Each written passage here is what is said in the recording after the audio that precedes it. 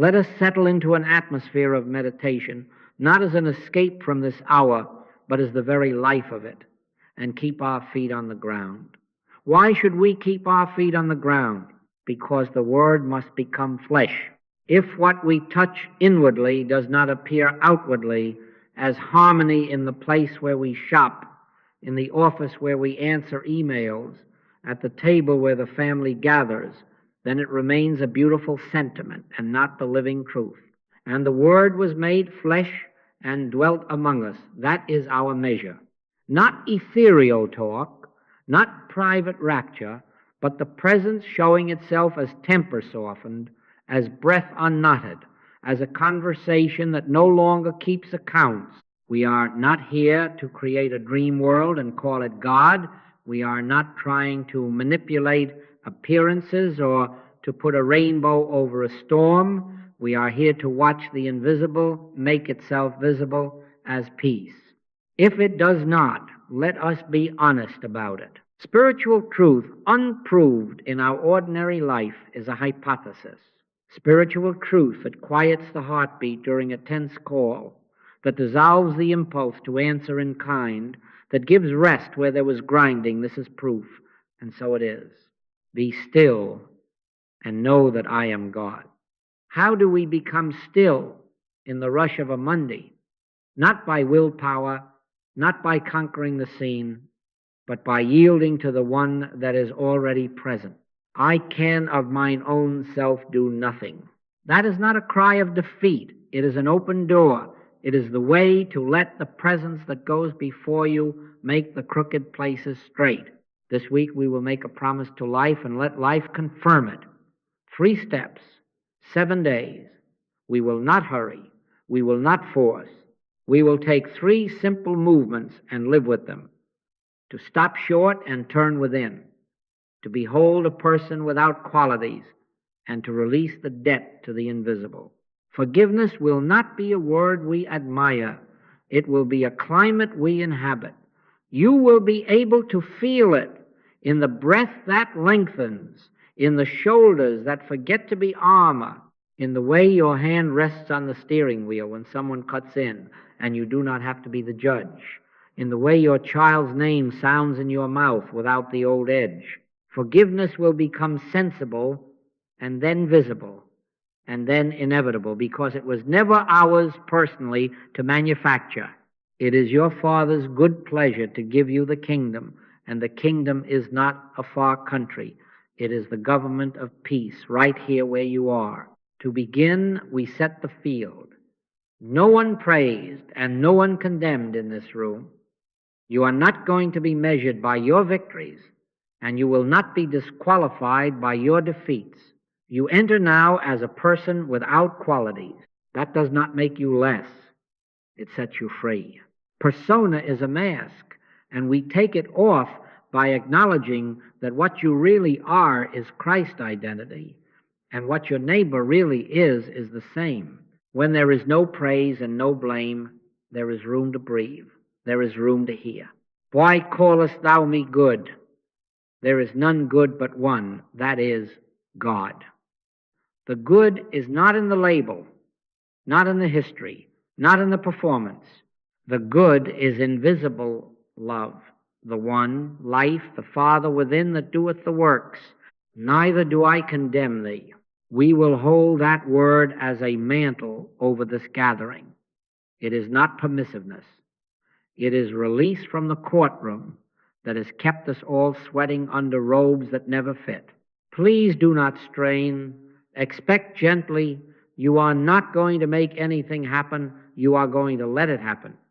The vine bears fruit by abiding, not by efforting. Come unto me, all ye that labor and are heavy laden, and I will give you rest. Rest is not laziness, it is consent.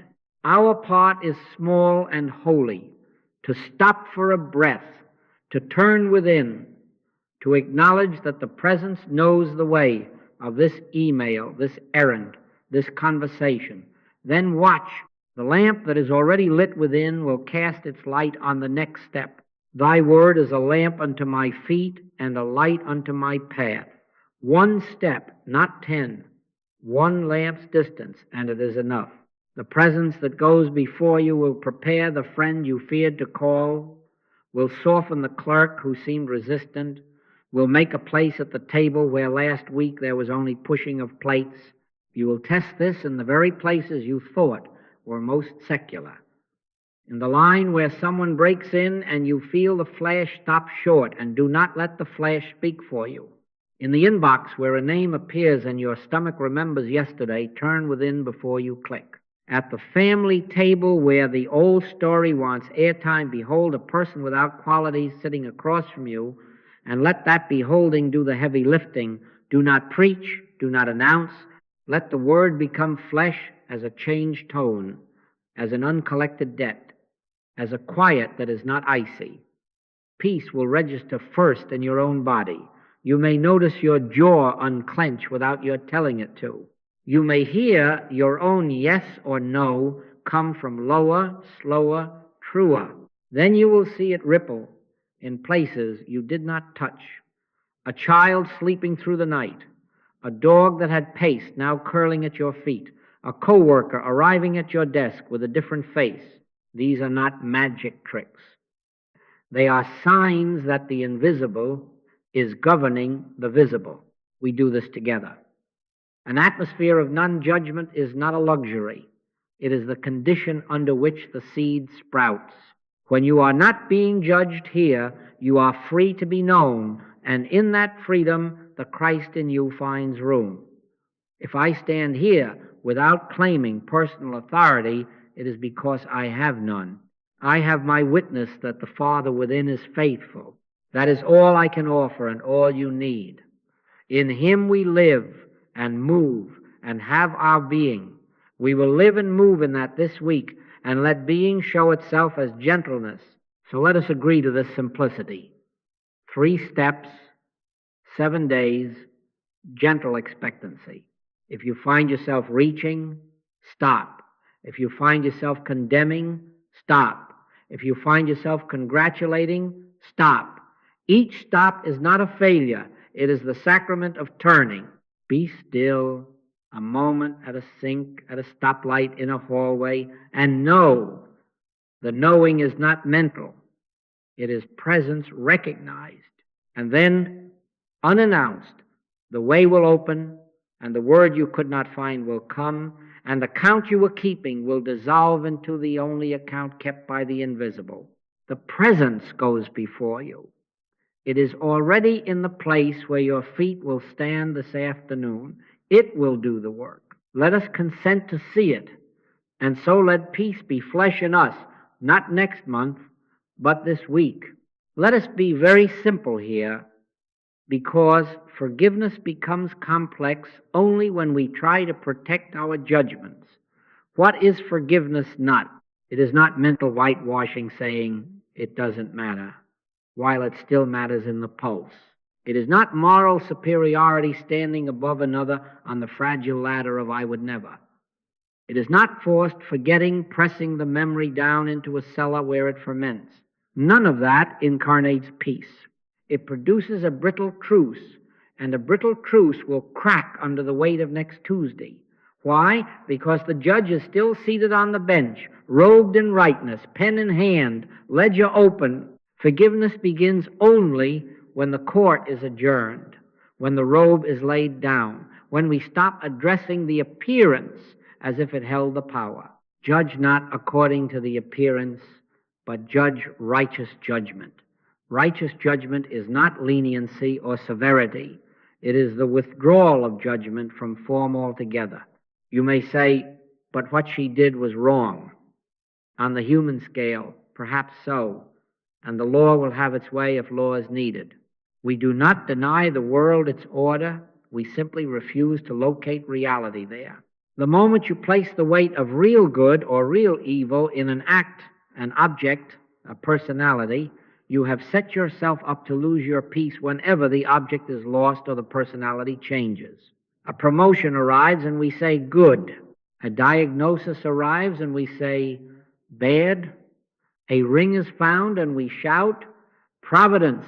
The ring is lost and we whisper, where were you? In what sense are they neither good nor evil? In the sense that the good is not embodied in them. Why callest thou me good? There is none good but one, that is God. The promotion is a form. It may be a fine form, but it is not the source. The diagnosis is a form. It may be a harsh form to the senses, but it does not ungod God. The ring is lovely, but love is not metal. When value is placed in the thing, we must clutch. When value is placed in the invisible presence, we can bless the thing coming and going, and peace will not come and go with it. So then, what is this habit of escaping the visible and calling it holy? It is when we cut off our feeling, float into phrases, and imagine that to deny is to heal. It is a way of being pious while remaining frightened. I am not recommending denial, I am recommending relocation.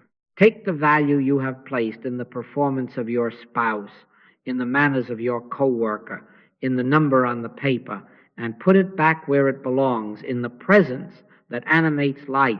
See if you can look at a beautiful flower, a fine meal, a well-made table, and say gently in your heart, this is neither good nor evil.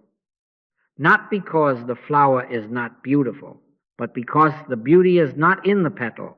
The beauty is the invisible love that carved itself for a moment as petal. When the petal fades, has beauty died? No. When the meal ends, has provision ended? No. When the table is scratched, has care left your home? No. So it is with people. Personality is a mask. Sometimes it smiles. Sometimes it scowls. If you praise the smile as good and condemn the scowl as evil, you have made yourself a prisoner of masks. You are called to behold a person without qualities, and in that beholding, something unmasking happens to both of you. Now, why does willpower fail us here? Because willpower is the judge trying to reform the prisoner while maintaining the bench. Willpower says, I will let this go, and then returns to check whether it has been let go. Willpower says, I will love, and then waits for the other to behave. Willpower rearranges the furniture of the mind and calls it a new house. But I can of mine own self do nothing. That is not defeat. That is the release from self as doer. Human effort cannot do the work of dissolving judgment, because human effort is judgment in another suit. True release begins where self-effort ends in the turn within to the source. You will find as you practice that the moment you stop trying to fix the face across from you, the presence that goes before you begins to show a different face in your own heart and often in theirs. Be transformed by the renewing of your mind, not the hardening of your will. Renewal is not a muscle. It is a recognition. I recall one morning at a counter where a clerk had all the roughness of a Monday. My first impulse was courteous superiority. I'll be the bigger person. That is not forgiveness. That is preening. I stopped short, not to excuse rudeness, but to withdraw my value from the manner and place it back in the invisible that constitutes both of us. In that pause, the sentence I had rehearsed died of natural causes. A different breath came, a different tone. I did not inform her of my practice. The line moved. Her shoulders dropped half an inch. Mine dropped an inch. Later, a woman behind me caught my eye and smiled without reason. These human ripples are not the point. They are the signs. The point is that the judge had left the bench for a moment, and peace, unforced, unannounced, took the seat. Neither do I condemn thee. When that word is not a slogan, but the climate in you, it bends events without your pushing. Do not be afraid that withdrawing judgment makes you naive. It makes you sane. It returns the measure of good to its rightful place. It restores to you the only control you were ever meant to have, the consent to the presence. Then, whether the outcome pleases or displeases human sense, your peace is not forfeited to it. A check arrives, thank you, Father, The check is delayed. Thank you, Father. Not as stoic grit, not as denial, but as truth. All that the Father hath is mine. And the Father is not a postal service or a calendar. The Father is the invisible love that unfolds as right form in right time. When you live there, you are no longer bargaining with forms, and so you do not have to punish forms when they disappoint. This is the beginning of forgiveness, the end of bargaining, the end of punishment, the end of accounts. If this sounds high, bring it down to where it belongs. Your child forgets to call. Your friend repeats the same unhelpful story. Your body speaks in a new way. You will be tempted to label good, bad, rude, failing. Instead, try the simplest of inward sentences. This is neither good nor evil. Then immediately relocate value. The good is invisible. The presence is here. Do not argue with the scene. Do not lecture the person in your head. Turn within, even for 3 breaths, and let the one life show you how it is seeing. That is not passivity. That is the only activity that heals. And from there, words may come, boundaries may come, actions may come, but they come unpoisoned by condemnation, and therefore they carry peace in their very tone. We will not persuade ourselves into forgiveness and call it victory. We will not pretend. We will practice. The way forward is not argument, not memory tricks, not making light of pain. The way is a 3-step inner protocol that we can test this week. Stop short and turn within so that reaction is replaced by presence. Behold a person without qualities so that the Christ, not the mask, is met. Release the debt to the invisible so that you resign from collecting what you cannot be paid. This is not theory. This is the way the Word becomes flesh as a changed atmosphere in your home, as rest in your nervous system, as a conversation no longer mortgaged to yesterday. Forgiveness begins when we stop judging appearances and admit humbly and gladly that real good is invisible. When you have said that honestly in your heart, the court is adjourned and the judge who is love takes the bench. And so it is. Let us be very clear about where the good is, because unless we relocate value, forgiveness will remain an argument with the past instead of a present peace. You may hold a flower, lay fragrant, woven with care, cool against the skin, and call it good. It is beautiful, but the goodness is not in the fibers. Tomorrow the petals brown, the thread breaks, and if you have believed that your joy was braided into that cord, you will feel as if goodness itself has decayed. Or take a treasured ring, given with love, shining with memory. We keep it safe, we admire it, and rightly so.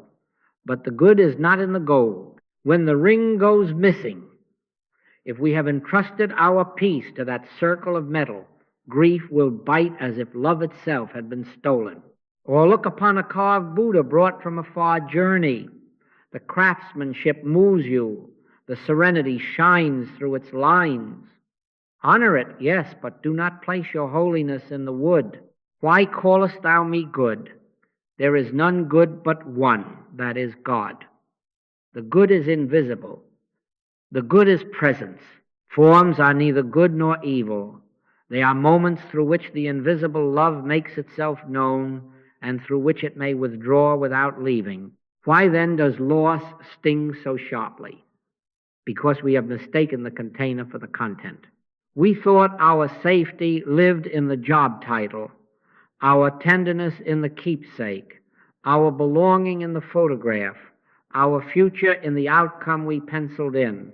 When the thing changes, the feeling we had attached to it is pulled as if by a string. We think love has departed or order has been broken. Lay not up for yourselves treasures upon earth, where moth and rust doth corrupt, but lay up for yourselves treasures in heaven. Heaven is not elsewhere. Heaven is the inner recognition of value, where value truly is. When the center of value is returned to the invisible, grief may still pass through the body. Tears are not forbidden, but the bite is drawn. The fear that accompanies loss is dissolved because the source has not been lost. The ring can be missing and love remain. The lay can fade and beauty remain. The statue can crack and holiness remain. So it is. I remember a morning when a small gold band seemed to vanish between breakfast and the front door. You know, that sudden heat in the chest, that narrowing of the world down to one thought, find it. My hands began rifling drawers with the judge already on the bench declaring, careless, careless, and sentencing the day to anxiety. I stopped short, not to resign myself to losing, but to return the value. Father, I said inwardly, my peace is not in a ring. My safety is not in finding. The good is invisible. The presence is here. Breath lengthened. The frantic searcher sat down. I did what we are learning to do. I turned within and let the presence be cause. In that pause, not 5 minutes, not 50, a very simple direction rose without drama. Check the coat lining. There it was. You will say coincidence. Call it what you like. The point is not a magic trick. The point is that I was free whether or not it returned. And because I was free, provision could follow without being forced. And had it not been in the lining, the same presence would have been my sufficiency, perhaps in the form of a new practical arrangement, perhaps in the form of an unexpected kindness, perhaps simply in the form of a day not mortgaged to a missing trinket. This is the paradox that frees. When value is placed in the invisible, you are liberated in form. You are free with the ring or without it, with the job or between jobs, with the statue on the mantle or after it has been given away. And strangely, because you are not clutching, life flows. Before they call, I will answer. That is not manipulation. That is unfoldment. The presence that goes before you makes the crooked places straight. Not the personal will going before to arrange, not the human mind projecting scenarios and bargaining with outcomes, but the invisible quietly, lawfully presenting what belongs and releasing what does not. When you do not compel forms to carry the weight of your well-being, forms relax around you and respond. Consider again the carved Buddha. I have seen a man hold such a piece as if it were a vault for holiness, anxious when children drew near, stern with visitors, bargaining with the wood for a mood of reverence. Then one day the base cracked. His face fell as if prayer itself had been broken. But the kingdom of God is within you. The carving can point, but it cannot contain.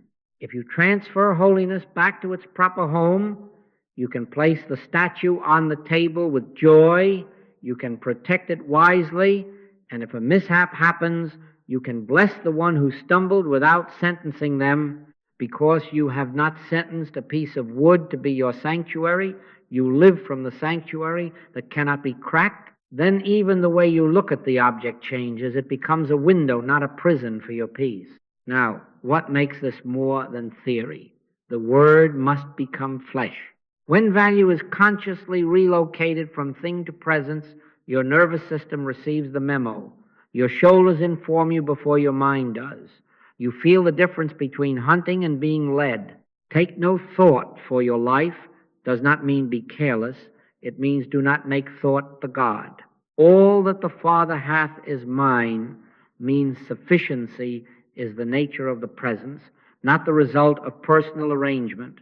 So, when a letter delays, when a plan alters, when a keepsake is misplaced, we do not deny the pang and we do not indulge the panic. We practice this relocation. The good is invisible. The presence is here. Then watch. Peace will appear in a phone call you did not schedule, in a neighbor's knock, in the sudden ease of a conversation, or simply without any outward change, peace as itself, with no prop. This prepares the heart for our practice. To stop short and turn within is not to become passive toward life. It is to let the only true cause act where causes begin. I can of mine own self do nothing. I will keep saying that until it is not a confession of weakness, but a doorway you love to walk through. The inner halt is the hinge on which the door swings. Value is in the invisible. Therefore, we are safe to pause. The pause allows the presence that goes before you to take its place in your affairs, not by moving pieces on a board, but by being the life of the board and all who sit around it. Let us consent to this relocation now, gently, in the very small ways that present themselves before the hour is over and the very large ways that will come later. And so it is. Now the first step, as simple and as holy as placing a hand upon a door and feeling it yield, stop short and turn within. Do not let the phrase become poetic in your mind. It is literal. At the first tightening of the jaw, stop. At the first heat in the chest, stop. At the first grip beginning to unspool behind your eyes, stop. Be still and know that I am God. The stillness is not an absence of life. It is the room into which life steps and takes its place. For 60 seconds, yes, you can measure it if that helps. Stop everything outward and inward that can be stopped without harm. Let the email wait. Let the spoon rest in the sink. Let the hand stay on the wheel without judgment. In that halt, make the confession that disarms the doer. I, my own self, can do nothing.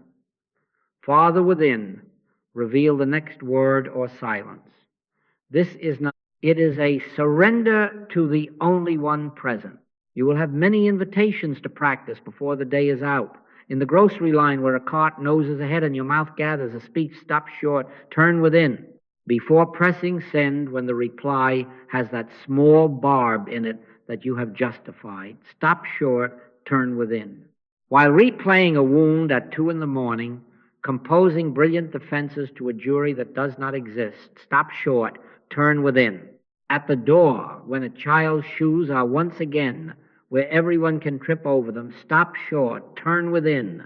On the phone, when a voice you love carries yesterday's edge into today, stop short, turn within. Set a watch, O Lord, before my mouth. Keep the door of my lips. The watch is the 60 seconds. The door is the halt. You are not stopping life. You are stopping the judge long enough for the presence to take the bench. What happens in that minute? First, you take your hands off the levers of thought. Take no thought for your life does not mean be careless. It means do not draft your life from fear. Place your attention softly on the presence that is already here. You do not have to find it. You have to recognize it. Let your breath become a witness.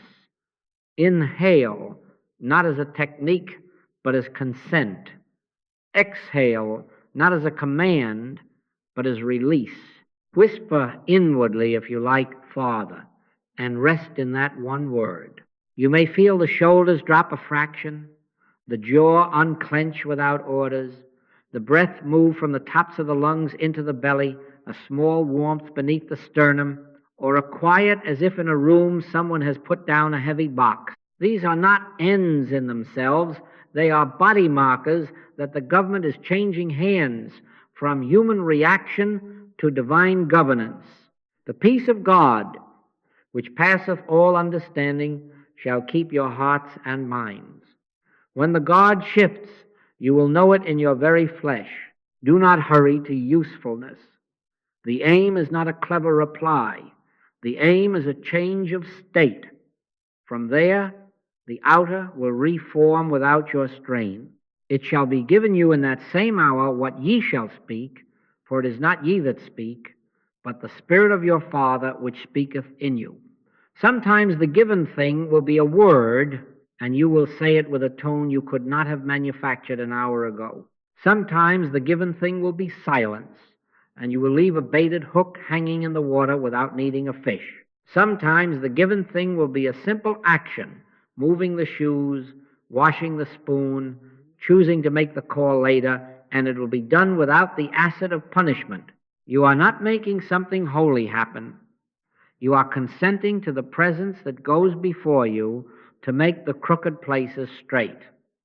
When the state is changed, the scene has to reveal it in its own way. If it helps to have a pattern, keep it in your pocket and do not make a ritual of it. First, notice, a sensation is your bell. Second, stop, 60 seconds. Third, confess, I, my own self, can do nothing. Father within, reveal the next word or silence. Fourth, wait. Let there be 10 breaths with no auditioning of speeches and no rehearsing of futures. Fifth, receive. You will not always receive content. Often you will receive peace. That is sufficient. Sixth, move. One step, one word, one restraint. And in all of it, no praise, no blame. If you found yourself half a paragraph into the reply before you remember to stop, do not condemn. Stop there. The stop is not failure. It is sacrament. Stand still and see the salvation of the Lord, which he will shew to you today. I remember a small scene with an unsent letter. The morning had a hum to it, and into that hum fell a name whose last email had stung. In my mind, a draft composed itself swiftly, polished in its reasonableness, edged in its hunger to correct. The hands were already on the keys. The body gave the signal, heat in the face, a narrowness in the eyes, as if looking down a tube. I stopped. The clock on the stove ticked like a metronome for my minute. I, my own self, can do nothing. Father within, reveal the next word or silence. Breath moved from collarbone to belly. The draft had seemed like justice. In that minute, it was revealed as punishment, dressed in polite clothes. I did not press send. I did not swallow a boundary either. An hour later, after the field within had cleared, a 4-sentence note came clean, kind, not covering truth and not carrying charge. It went out without weight, and the reply that came back was not the point. The point was that the judge had not sent a deputy. The presence had spoken in its own tongue, and so it is. You will say, I don't have a minute. You have 3 breaths. You have the time it takes to pick up a mug and set it down. You have the space between a phone's ring and your hello. Offer what you have, and you will learn the arithmetic of grace. A minute given becomes an hour recovered. 3 breaths offered become a conversation that does not cost you your night's sleep. Before they call, I will answer, and while they are yet speaking, I will hear. The answer often comes as the alteration in you before any evidence arrives outside you. Trust that. Do not go fishing in the mind for results. That is how we leave the altar and go back to the courtroom. Stay by the altar a moment longer than is comfortable and watch how often the scene meets you already softened. Remember, this is not passivity. This is the only activity that heals. Reaction is motion without government. The inner halt returns the scepter to the one governor. From that throne, love can admonish without wounding, can set a boundary without banishing, can speak truth without keeping accounts, practice where it looks too small to matter, because the small gates lead to wide fields. The grocery line today will teach your nervous system what to do when the larger test comes. Miss it, then stop when you notice you missed it. Begin in the middle of the sentence, begin at the end of a day. Begin in the silence after the door has closed. Each beginning is the same doorway, and the hinge is the halt. So here is the charge for this step. Let the presence interrupt the rehearsal. Let it interrupt the cleverness. Let it interrupt even your eagerness to be kind on your own terms. You will not lose time. You will gain life. And in gaining life, You will have more than replies. You will have peace made flesh, as softened shoulders, as deep breath, as warmth where there was heat, as quiet where there was clamor. That is the government moving from human to divine, and the scene will follow its king in due course. Now, once the halt has been made and the bench has been cleared, what fills the seat? Perception. The next movement is not speech, it is sight. Not sight of qualities, not the inventory of traits we have kept in our pocket for years, but the beholding of a person without qualities. Persona comes from the old word for mask. The smile is a mask. The scowl is a mask. The easygoing is a mask. The stubborn is a mask. Praise and blame both cling to masks, and if you cling to either, you will be tethered to the show. To behold rightly is to look past the mask without tearing it, to let the eyes rest in the life behind the play, and to say softly within, not to behavior, not to memory, but to being itself. Thou art the Christ, the Son of the living God. That is not flattery. That is not denial. That is the refusal to add your judgment to their burden. Why should we do this? Because identity is not in what registers to sense, neither good nor evil. Henceforth know we no man after the flesh.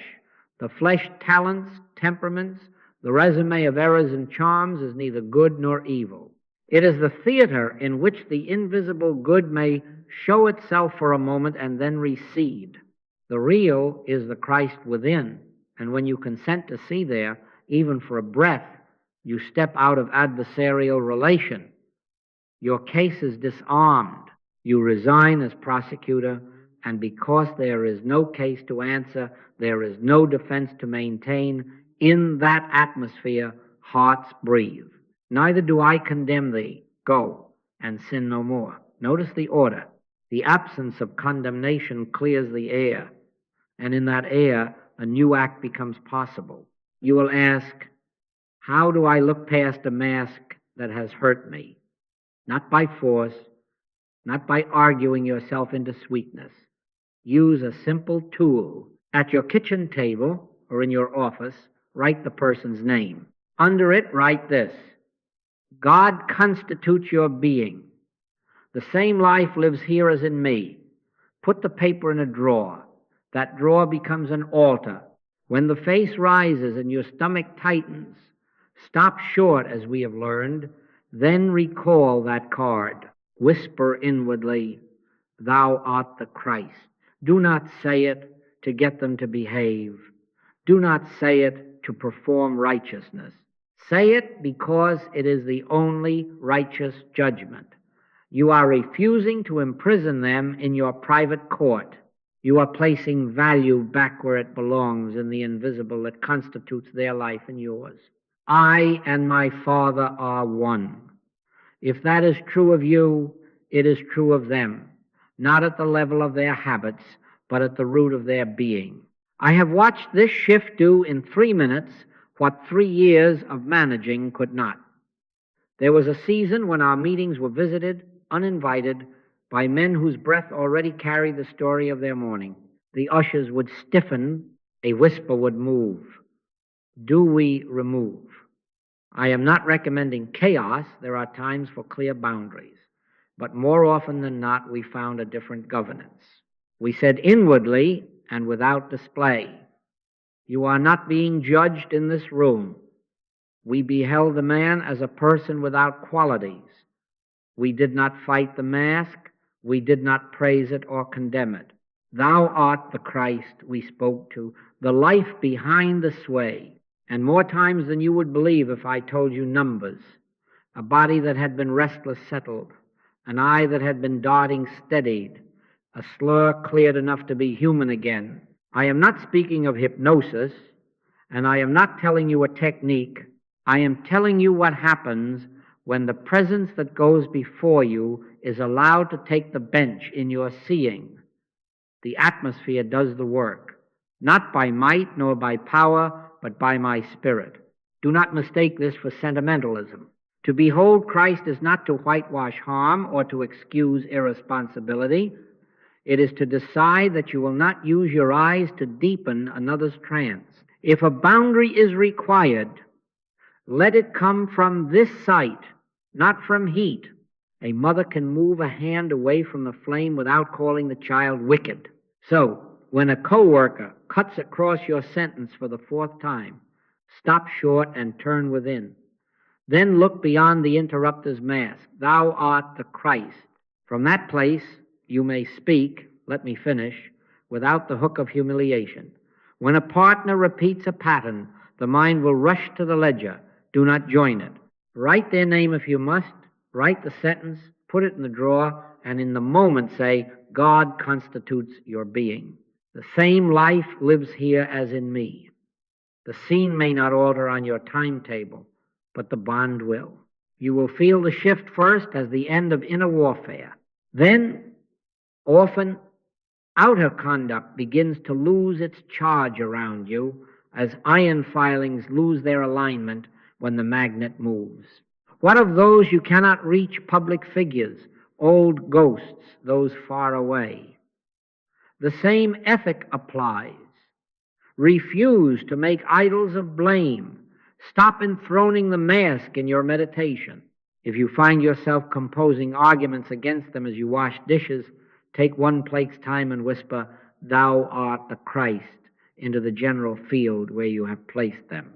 Then bring your attention home to the person in front of you. This is not escapism, this is sanity. You are removing the weight you have hung on another's shoulders and your own. All that the Father hath is mine. If that is true, lack of goodness in them cannot steal goodness from you. Goodness is not theirs to give or withhold. Therefore, you are safe to love without bargaining, to set limits without punishing, to release accounts without becoming a doormat. As you practice, notice what happens in your body when you behold. This is not just an idea, it registers. The jaw that had set to argue loosens by one notch. The eyes that had narrowed widen by a hair. A warmth appears, that is, not sentiment, but government moving in. Sometimes you will be tempted to force the feeling. Do not. The word precedes the sensation. Say it quietly, Thou art the Christ, and let the peace come or not come. Often the first fruit is simply that your next word carries no sting. That is already peace made flesh. We all, with open face, beholding as in a glass the glory of the Lord, are changed into the same image. As you behold, you are changed. And because you are changed, your world, which is always meeting you, begins to meet a different you. There is one more gift tucked in this step. As you behold others without qualities, you will discover a new mercy toward yourself. The mask you have defended and the mask you have flogged both begin to fall away. You will hear in your own thought the same sentence you gave away. God constitutes your being. Imagine what it is like to rest 1 hour without the demand to perform goodness and without the shame of failing evil. This is the atmosphere of forgiveness. It begins with your seeing and spreads like quiet weather through a home, a team, a neighborhood. So take this into the day. Keep a small card. Write the name that hooks you. Beneath it, write, God constitutes your being. The same life lives here as in me. Use it once, use it 12 times. Whisper, Thou art the Christ, not at the mask, but at the life. You are not trying to make anyone behave. You are consenting to righteous judgment. And in that consent, the case collapses, the defense relaxes, and the presence that goes before you does its own work, in its own order, in its own quiet way. And so it is. Now, the third movement, and it is the one that lets peace take on weight in your very bones, release the debt to the invisible. This is not calling injustice just.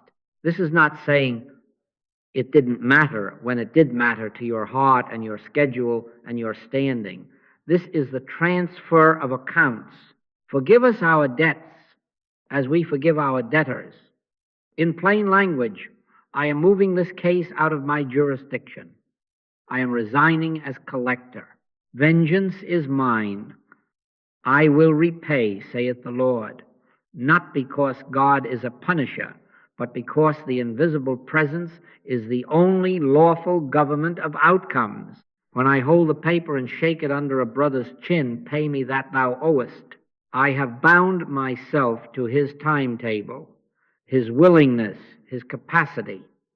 When I hand the paper to the presence, I am not excusing, I am entrusting. And so it is. The inner act is simple and exact. After the halt, after beholding a person without qualities, speak within with the clarity of a signed document. Father, I remit this debt. I will not collect in thought, speech, or strategy. Govern the outcome. Say it as you would sign your name on a check and hand it across the counter. What does it mean not to collect? It means I will not rehearse the payment due in the courtroom of my mind. I will not tell the story again to recruit sympathy coins from my friends. I will not design conversations to trap an apology. I will not delay my peace until a certain form of settlement arrives. I will not press for a pound of flesh and smiles, access, deference, or opportunities. I will not run little collection agencies out of my silence, my sarcasm, or my withholding. Charity thinketh no evil. Love keeps no books to be balanced. And because I, my own self, can do nothing, I offer the account to the one who can do all things in harmony. Some of you like a small ritual to anchor the invisible act in your very fingers. Then do this without superstition and without advertisement. On a small paper, write the grievance as a bill. Put the date, the name, and the line items exactly as they feel in you. 2 hours lost, dignity bruised, promotion diverted, trust shaken, the sentence spoken on the porch at dusk that cut this deep. Totalit. Sign it as the one who has been trying to collect. Then stop short again and say, Father, I remit this debt. I will not collect in thought, speech, or strategy. Govern the outcome. Tear the bill once down the middle and once across. Breathe. Place the fragments out of sight into a drawer, into a bowl, even into the trash without ceremony, just as you would place an unwanted coupon. Cast thy burden upon the Lord, and he shall sustain thee. The tearing is not magic, it is an embodied yes to the transfer. Your shoulders will often tell you when it is done, a small falling, a warmth returning to the hands, a breath that arrives without your ordering it. These are not proofs, they are signs that the bench has changed. A word for the hesitant. Releasing the debt does not mean refusing to speak when speech is given you by the presence. It does not mean you cannot ask for correction, new terms, or even make a change of place. It means the motive is no longer collection. It is peace governing function. Take no thought, for it shall be given you in that same hour what ye shall speak. You may discover that the invisible settlement appears through a conversation you could not have had while on the bench of judgment. You may discover that it appears through a change of role, a new pathway, or the quiet dissolving of a relationship that could not carry life without accounts. Let me bring it down to the desk where many of you live. Your work is overlooked. A report you built was praised as another's accomplishment. Your jaw tightens. The inner script begins. Step 1, you stop. Step 2, you behold the Christ where a mask tempts you to see only a taker, only a rival.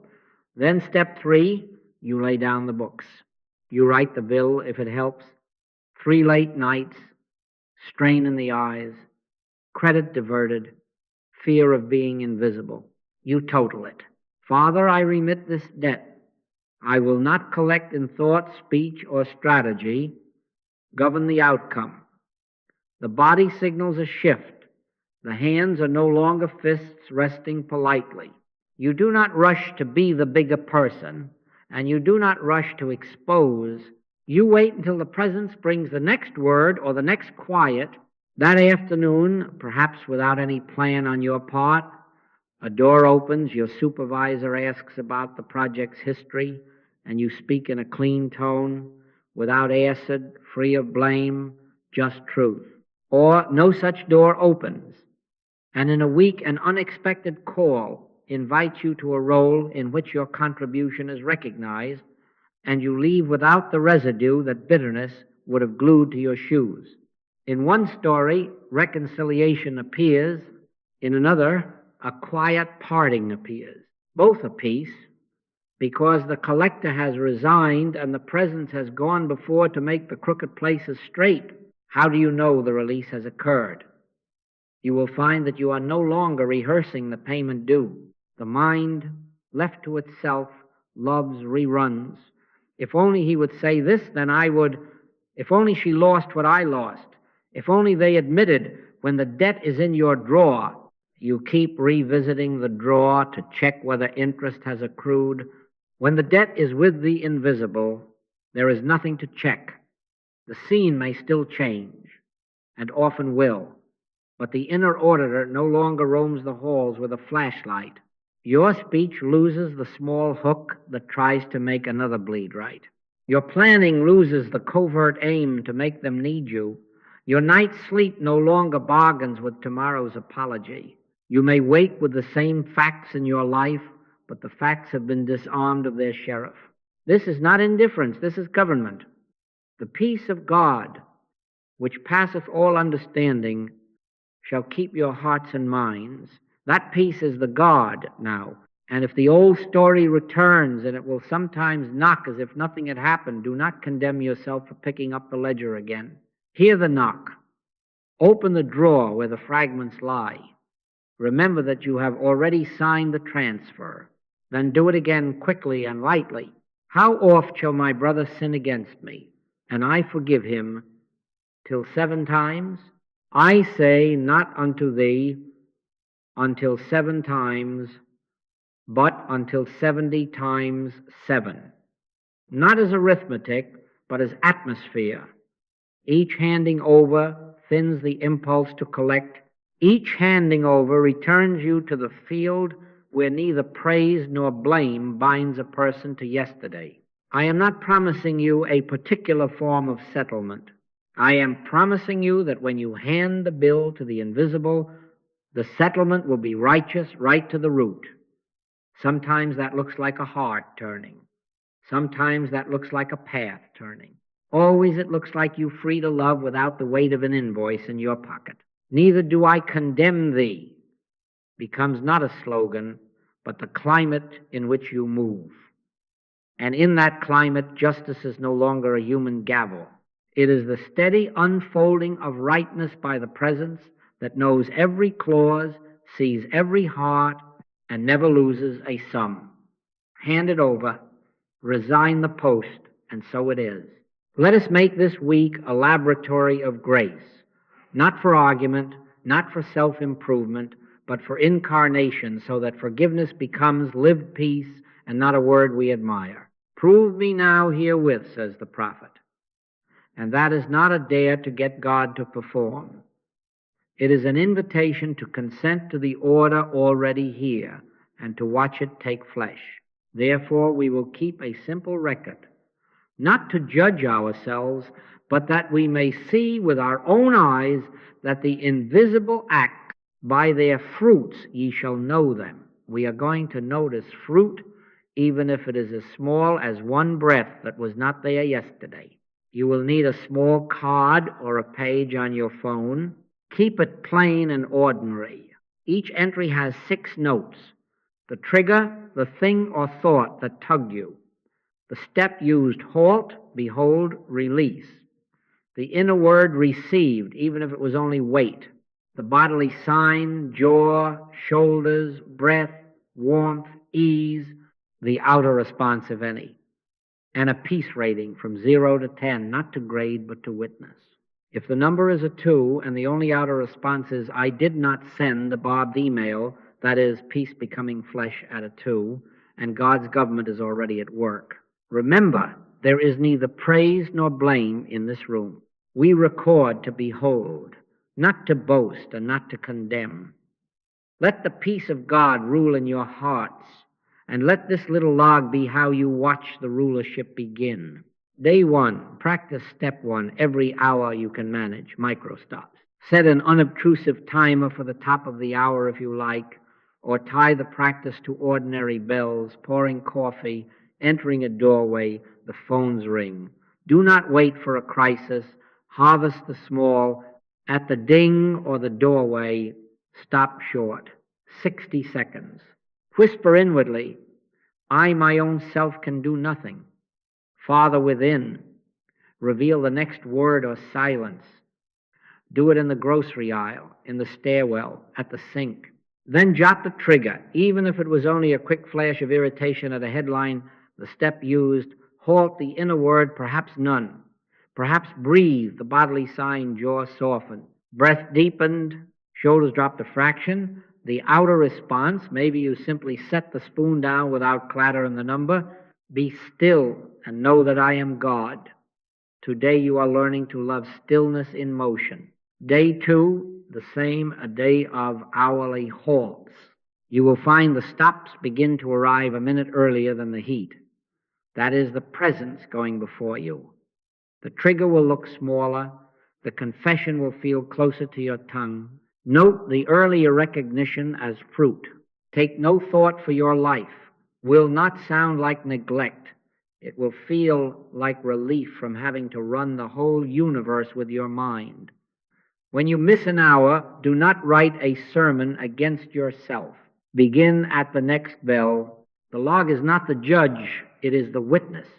Day 3, add. Step 2 for one person. Choose just one. Write their name at the top of today's card, and under it, God constitutes your being.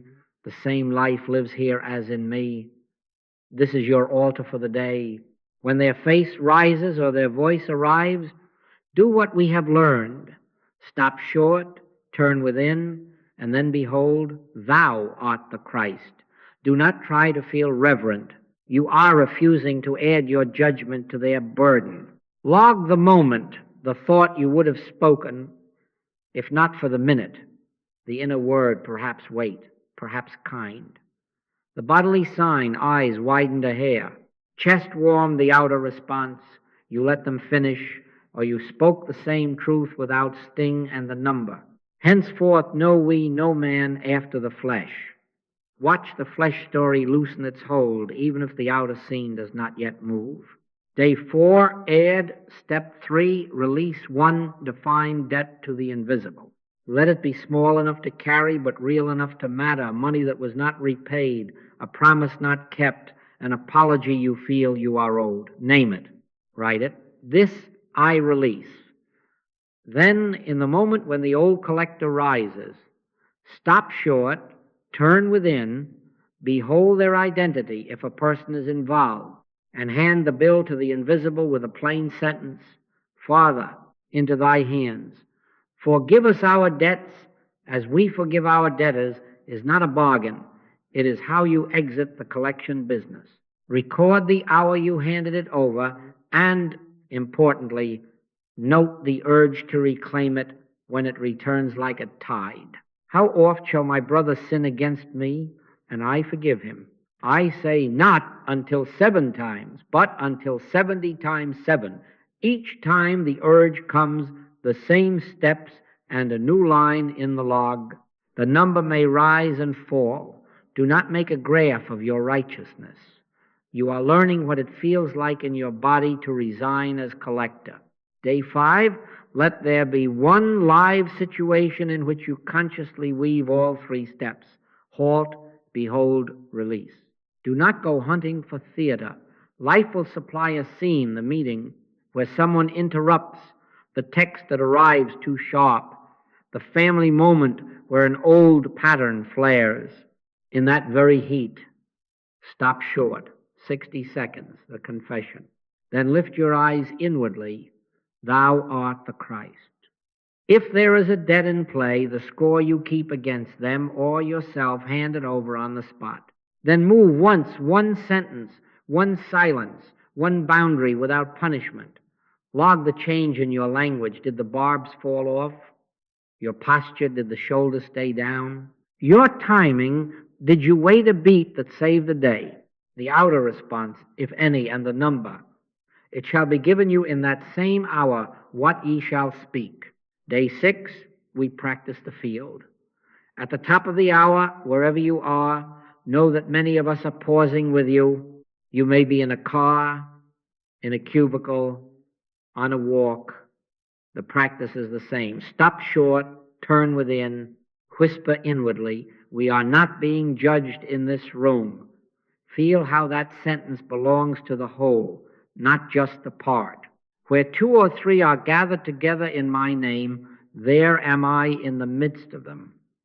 We are gathered in the invisible, and the presence fills the space between us as easily as it fills your lungs.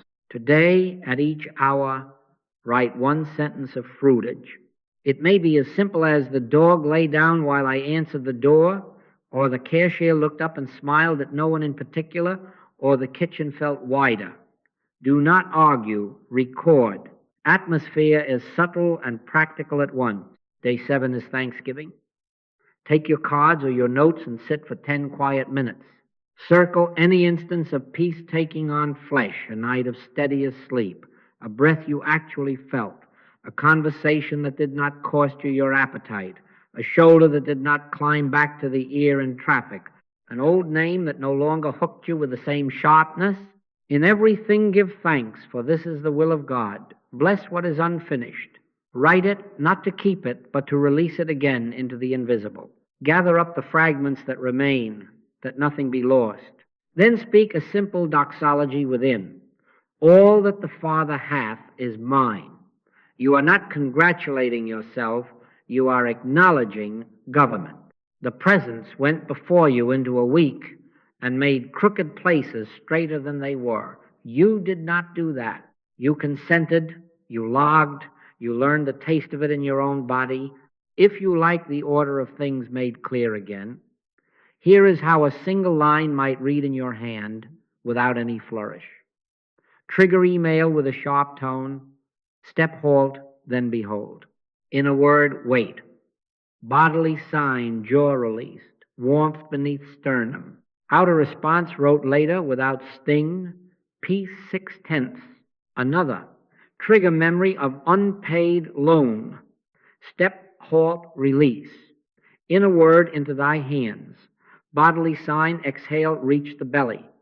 Outer response did not rehearse story before bed. Peace 4/10, rising to 7/10 by evening. If it reads trigger traffic, step forgot. Inner word remembered after. Bodily sign, heart racing, then settled. Outer response, none. Peace 2/10, do not turn it into a trial. The remembrance is fruit. The pause at the end of the road is as holy as the pause at the beginning. Keep the card. Thy word is a lamp unto my feet, not a lighthouse for the whole ocean at once. All week, the measure is not perfection. The measure is peace, becoming sensible, breath, warmth, loosen jaw, kinder word, soften timing. The word becoming flesh in places as simple as a laundry room and as alive as a difficult table. If you falter, begin at the next bell. If you triumph, do not enshrine it. We are proving a presence, not a person. And as you do, you will find that forgiveness ceases to be a theory on paper and becomes the quiet atmosphere in which your life moves neither good nor evil in the forms, but good revealing itself through them or without them. And so it is. Now some of you will ask, and rightly, what does it look like when the word begins to take on weight?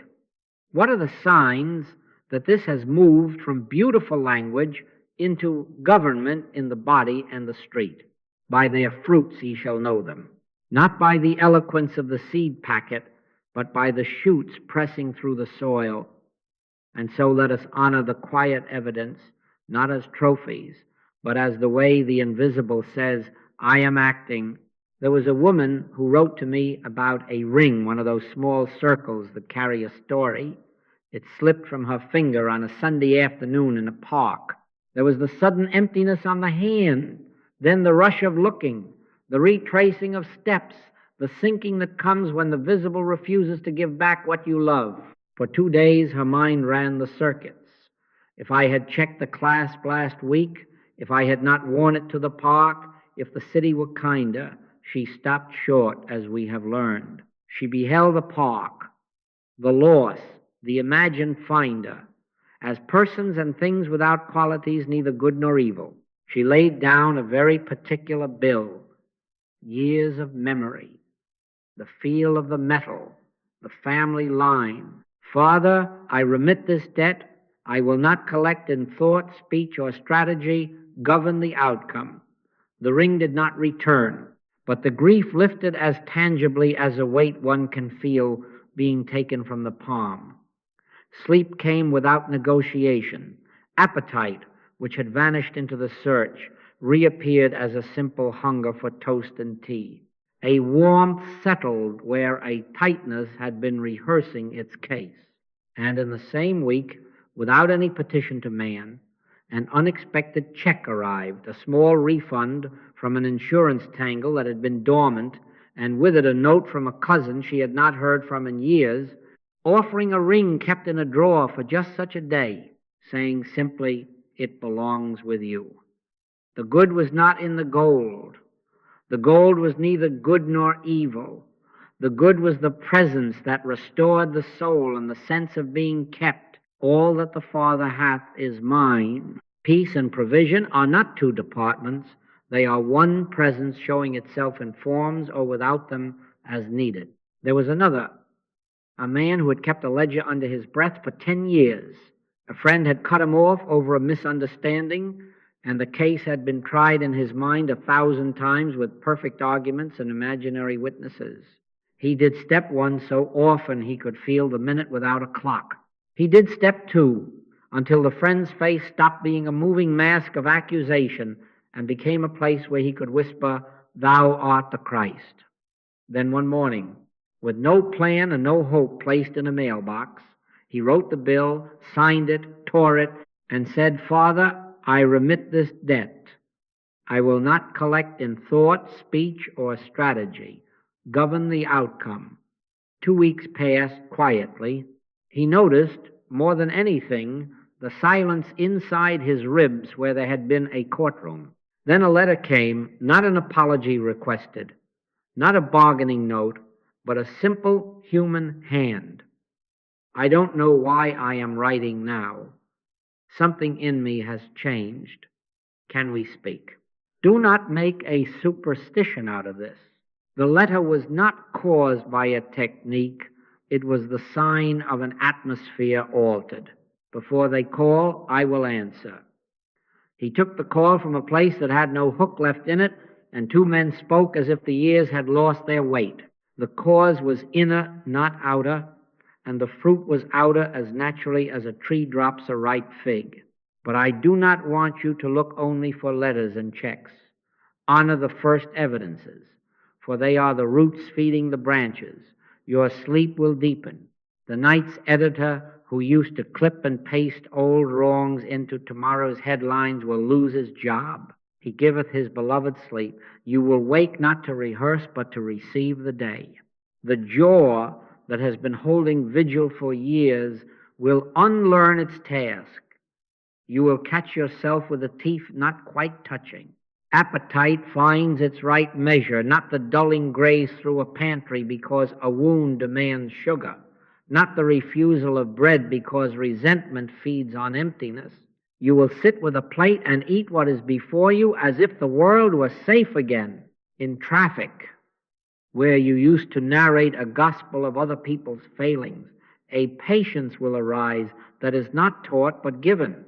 The red light becomes neither good nor evil. It is simply a red light, and you will feel the absence of the old surge as if a wire had been unplugged. Watch how those around you respond, not as proofs you can parade, but as confirmations that an atmosphere is a real thing. Children who read the air better than any adult will find their voices easier around you. A dog that has been skittish will take a deeper breath when it enters your room. A clerk at a counter will soften, not because you have said magic words, but because you are not placing weight upon them to meet your inner deficit. My peace I give unto you, not as the world giveth. This peace travels. It goes before you to make the crooked places straight in small ways. The email thread that was heating cools without a winner. The neighbor who parked too close slides over a foot without anyone having to carry a courtroom into the street. The body, which had been braced against an imagined future, moves as if it trusts the floor again. And do not be surprised when provision and peace arrive as one action. All that the Father hath is mine.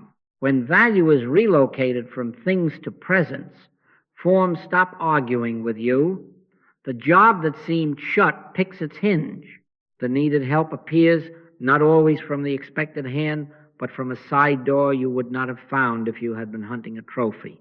Sometimes the settlement looks like the same scene, but with a different you, uncounted moments where you are no longer paying interest on yesterday. Sometimes it looks like a very practical good, an invoice paid after months of silence, a doctor's appointment opening at the right hour, a lost document found when you cease cursing the file cabinet. Do not draw a theology from any one form. Draw confidence from the constancy of the presence across forms. If you are tempted to despise these smallnesses, remember, for who hath despised the day of small things? Do not wait for a parade to declare that God is governing. Note the loosening of a shoulder as evidence.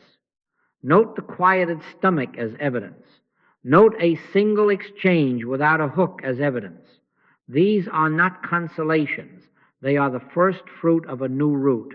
Write them down, if you like, not to collect proof, but to train the mind to notice what the Spirit is always doing. It is not humility to ignore the shoots. It is ingratitude. Offer thanks in the manner of breath, simple, unforced, Father, I see. And then move on without hoarding the moment. This is how we keep our feet on the ground while we live in an atmosphere of meditation. We do not flee to visions and leave the sink full. We wash the dish without the grudge. That is the Word becoming flesh. We drive the same road without the grievance. That is the Word becoming flesh. We receive or release a ring without losing ourselves. That is the Word becoming flesh. The evidence is quiet because the presence is quiet. It does not need to shout to prove itself. It governs, it supplies, it heals. And we, beholding as in a glass the glory, are changed into the same image, from grievance to grace, from tension to trust, from ledger to life. Take courage, then. Honor the first shoots. They prove the root is alive. And so it is. Now, a word about the places where this gentle practice meets its first weather. Do not be surprised, and do not make a doctrine of surprise when the old story returns with a morning coffee or lies down with you at night. The mind will bring its files and say, review day. It will present exhibits and sworn statements and ask for your stamp. Do not argue with it. Do not preach to it. Do not call yourself names for having a mind. Simply do what you have learned to do. Stop short and turn within. 60 seconds. I, my own self, can do nothing. Let the presence reset the state. Be still and know that I am God. If the image persists, do not push it down as if you were stronger than a wave. Stand upon the beach of inner stillness and let it come and go without your intervention. You are not in charge of tides. You are learning that the good is invisible, and therefore you do not assign moral quality to a returning thought. It is neither good nor evil. It is weather passing through an atmosphere now governed, and so it is. Some will say, but the other remains silent. I release the bill, and there is no letter, no call, no nod across the room. Does this mean the transfer failed? No. Silence on the human line is not failure in the invisible. When you posted the account to the presence, you moved jurisdiction. Do not claw it back because the outer refuses to make noise on your timetable. Stand still and see the salvation of the Lord. Stillness here does not mean inactivity. It means non-collection. You keep your hands off the scales. You do not send a probing text wrapped in humility to force a response. You do not slant a conversation with a mutual friend to incubate pressure. You do not adjust your schedule to wander casually by their path in hopes of an engineered meeting. You remain released. If an impulse to speak arises, do not trust or mistrust it on feeling alone. Stop short again and ask within, is this mine to say? Is this mine to do? Then wait the extra beat until you can feel the yes or the no that does not wobble. It shall be given you in that same hour what ye shall speak. If it is given, it will arrive free of acid, free of the collector's tone, free of that small hook that hopes for a certain outcome. If it is not given, you will discover that your day proceeds uninjured by the other's quiet. The presence that goes before you is not hindered by a closed mouth or a folded arm. This brings us to boundaries, a word often confused with coldness. Boundaries from within are not walls thrown up by fear. They are lines traced by the same presence that says yes and no without apology. Enabling is not love. It is participation in another's illusion about themselves and about you. When you turn within and ask, what is mine to say or do? Do not imagine that love must always mean more access, more time, more money, more acquiescence. Sometimes love is a clean no that blesses both lives. Let your communication be yea, yea, nay, nay. The nay that comes from the presence has no splinters. It does not need to explain itself 10 times to prove it is kind. You may have a relative who has turned your living room into a bank that never closes. You have forgiven them.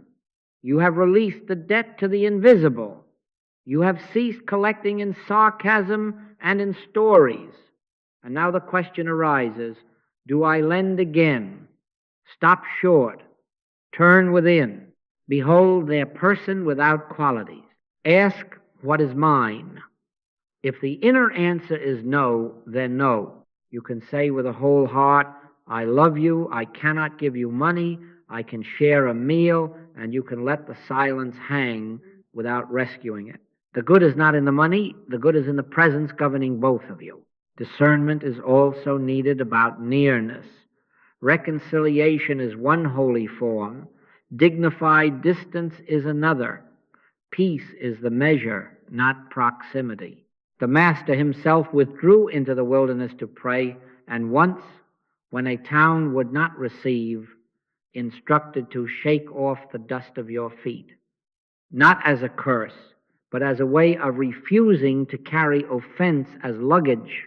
If, in turning within, you find that your system steadies only when there is less contact, trust that guidance. Do not make a theology out of distance, and do not make an idol of reunion. As much as lieth in you, live peaceably with all. As much as lieth in you is an inner measure, not a law of constant closeness. 2 neighbors can bless a fence without weaponizing it. 2 colleagues can exchange only the words needed for work and still hold one another as Christ. When peace increases with space, it is not a failure of forgiveness. It is a sign that the form is conforming to the invisible order. And there is the obstacle many do not name, the indictment against yourself. You, too, must be released from the burden of being good or evil. You are also a person without qualities. Some of you have been the judge, jury, and joke about your own life for years. When a memory rises of what you said, what you did not say, what you should have known, do not turn the 3 steps into a whip. Use them as grace. Stop short and turn within. Then behold yourself as Christ, not as the mask that failed to be perfect.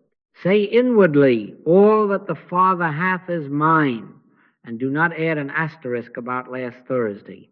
Then, if there is a bill you hold against yourself, what you owe to an earlier version of you, write it as plainly as any other, and hand it to the invisible.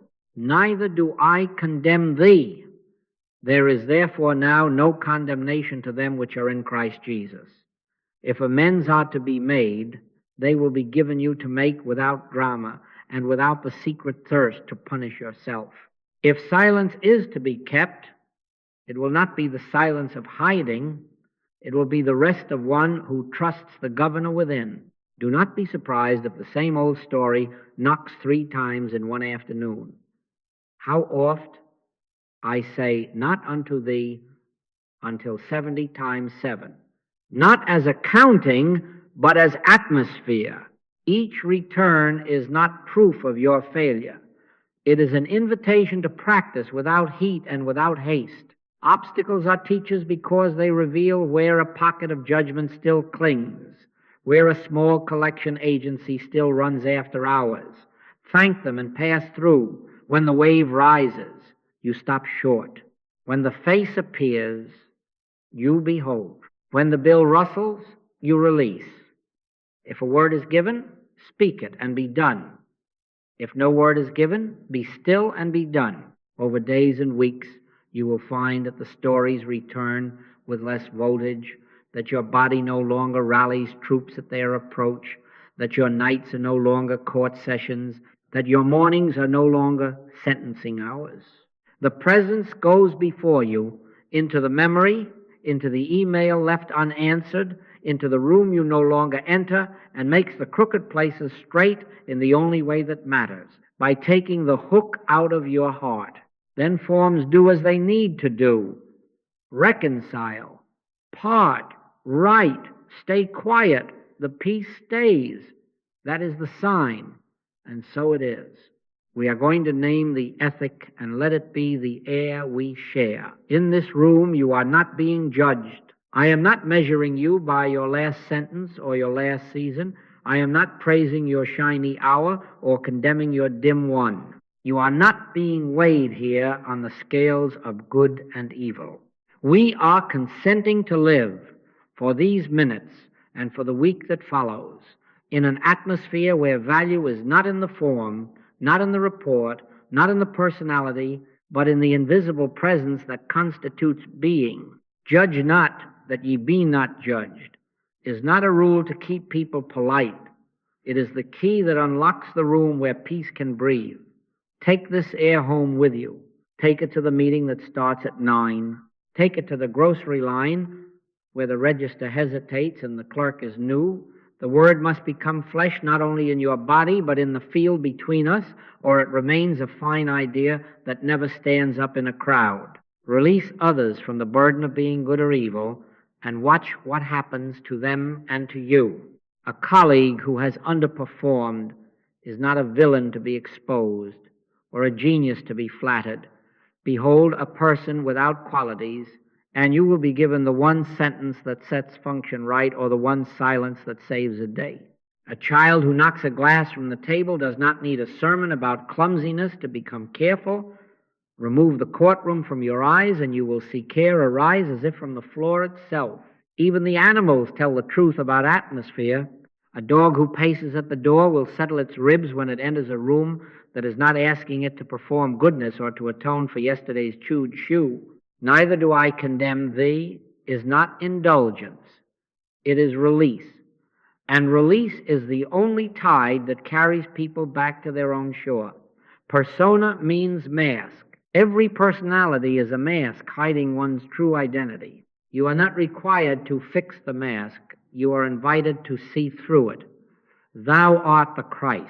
How then do we practice a field and not only a private devotion? Choose a shared minute noon if it suits, or any hour you can remember without strain, and know that some of us, scattered as we are stopping with you.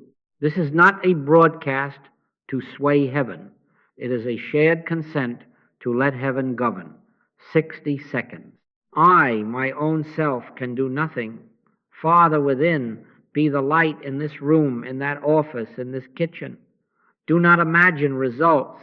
Do not push your will across distance. Simply let the presence that goes before you make the crooked places straight there as it has begun to do here. Where two or three are gathered together in my name, there am I in the midst of them. We are gathered in the invisible, and so it is.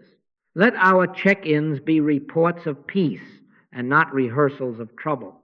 When you meet as a team, when a family gathers at the table, let the first round be one sentence of fruitage.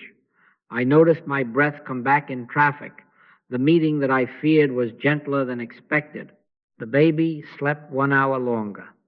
The neighbor waved. Do not censor the unfinished. Bless it as in process.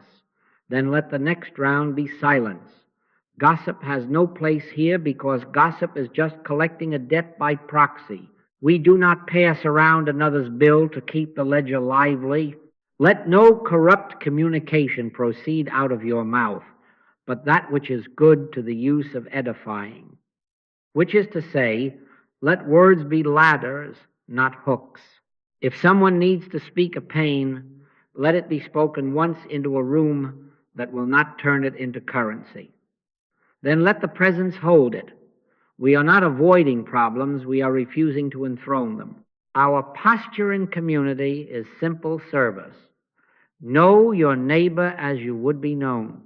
That is, behold the Christ as their identity without trying to improve their persona. When a friend arrives agitated, do not rush to manage their expressions. Stop short. Turn within. Then offer what is given. A chair, a glass of water, a ride, a listening that does not pull on them to arrive at your conclusion. If a boundary is required, let it be clean. Let your communication be yea, yea, nay. A boundary formed in peace is not punishment.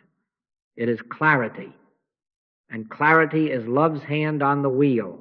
It shall be given you in that same hour what ye shall speak. We are not rescuers, and we are not prosecutors. We are companions under one presence, and in that presence, burdens become liftable without drama. What does a field like this yield? Less is said in anger, and more is done in quiet rightness. Meetings begin closer to their hour because people are not spending the first 15 minutes paying old debts with fresh sarcasm. Emails are fewer and cleaner because there is no hook left to send a midnight correction that breeds 2 days of reply. Children laugh nearer to the surface because no one is holding a clipboard over their games. Neighbors share the shovel without a speech attached to it. In a store, a line that would have tightened into impatience loosens by an inch at a time because one person is not balancing the room on the edge of their need. Endeavoring to keep the unity of the Spirit in the bond of peace, we discover that unity is not a vote. It is an atmosphere in which the different parts do their work without injury. You will find yourself apologizing sooner and thanking more often without staging either. You will notice that when praise appears, it is lighter, and when correction appears, it lands without bruise. That is community under government. Shared non-judgment multiplies personal fruitage into communal harmony. This is not two worlds, one spiritual and one practical. It is one universe seen in two ways, and we are choosing the way that lets peace take a body in us and among us, and so it is. Before we go, let us do the simplest and the greatest thing together. Let us be still. 60 seconds with nothing to get, nothing to fix, nothing to prove. Be still and know that I am God. Let the breath come and go without supervision. Let the present sign the week's work in your heart without your pen. We will not try to think a holy thought. We will not try to feel a holy feeling. We will open the door and we will stand aside. 1 minute. Now quietly hear this again. Not as doctrine, but as the climate into which you walk. I and the Father are one. I, my own self, can do nothing, but the Father that dwelleth in me, he doeth the works. Take no thought for your life. Do not carry a week like a backpack. Carry an atmosphere. The presence that goes before you makes the crooked places straight. This is not poetry. This is announcement. I will go before thee and make the crooked places straight. You are not going into your appointments alone. You are being sent. Angels, functions of the same presence, go before you into the email, into the kitchen, into the conversation not yet scheduled to prepare the surface and the depth. You do not have to harden your face or rehearse your lines. You consent, you turn within, and the word is given you in that same hour what you shall speak. Therefore the charge is simple and lifelong. Let the 3 steps become breath. Stop short and turn within everywhere, anywhere, at the sink, at the red light, with your hand on a doorknob. Behold a person without qualities. Every person, especially the one your memory paints in thick colors. Release the debt to the invisible, every debt, in thoughts and in ledgers, yours and theirs. Do not try to keep count. Let 70 times 7 be atmosphere, not arithmetic. Practice until the practice disappears into you and you cannot tell whether you remembered to stop or the stop remembered you. Then Eden is not elsewhere. The kingdom of God is within you, not a garden far off, not a future righteous city, but the atmosphere of non-judgment here and now, the ground on which you stand when neither the thing nor the person is charged with good or evil, and the invisible love constitutes value and gives it form as needed, or withholds form without withholding good. This is not escape. This is incarnation. This is the Word becoming flesh on Tuesday afternoon. Walk gently with what has shown itself this week. Bless the shoots that have pressed through and the seeds still hidden. In quietness and in confidence shall be your strength. Give thanks for the breath that found your belly, for the jaw that remembered how to unclench, for the sentence you did not speak, for the meal you could taste without an argument in your mouth. And bless what has not yet appeared, not as lack, but as life still under the soil. In everything give thanks. Gather up the fragments that remain, that nothing be lost, moments of ease, inches of patience, 1 degree of softer tone, and lay them with the unfinished business in the same hand. Father, into thy hands. Do not draft plans from today's light. Let today's light govern tomorrow. Peace I leave with you, my peace I give unto you, not as the world giveth. So go now, not from this atmosphere, but as this atmosphere. Let your steps be shod with the preparation of this gospel of peace, not noise, not pressure, but presence. Carry silence into action. Pause, behold, release 1 breath and move. At each threshold, inward or outward, know, lo, I am with you always. The presence goes before you and does the work. You do not have to impersonate God to prove that God is. Keep your feet on the ground and your heart in the invisible. When you forget, stop short. When you remember, give thanks. When you are tempted to collect, resign again. And if you need a final word to carry in your pocket, make it this: thank you. Thank you for what is seen and for what is sure, though unseen. Thank you for the governance that does not falter because I do. Thank you that the crooked places are meeting their Maker ahead of me. And so it is. Thank you.